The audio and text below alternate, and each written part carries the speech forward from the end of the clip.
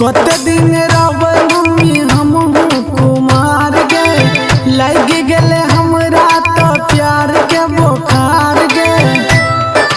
गे मम्मी सुन, हाँ कते दिन रहबै मम्मी हमहू कुमार गे, लग गेले हमरा तो प्यार के बुखार गे।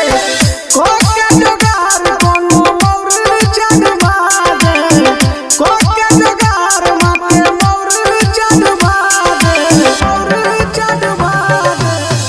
अब की लगन में हमरो शादी करवा दे, अब की लगन में मम्मी शादी करवा दे, शादी करवा दे, करवा दे। अब की लगन में हमरो शादी करवा दे, शादी करवा दे। माँ सरस्वती रिकॉर्डिंग स्टूडियो विदेश। बीत गेले 21-22, बीत गेले 23 गे, आई बड़ी 24 में कदम हमला सेट गे, कदम हमला सेट गे। बीत गेले 21-22, बीत गेले 23 गे, आई बड़ी 24 में तू कदम हमला सेट गे। अंगना में अपना मम्मी बाजा बजवा दे, अंगना में हमरा मम्मी बाजा बजवा दे।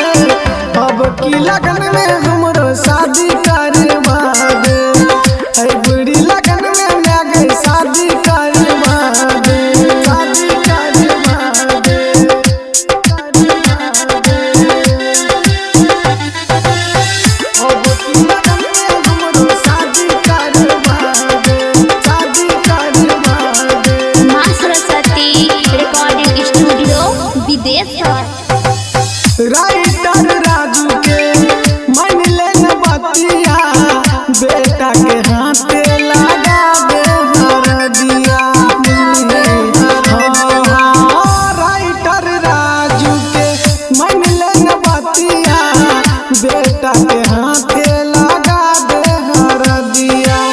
मुकेश दीवाना के मम्मी से सजवा दे, चंदन सवरिया के लागे से सजवा दे।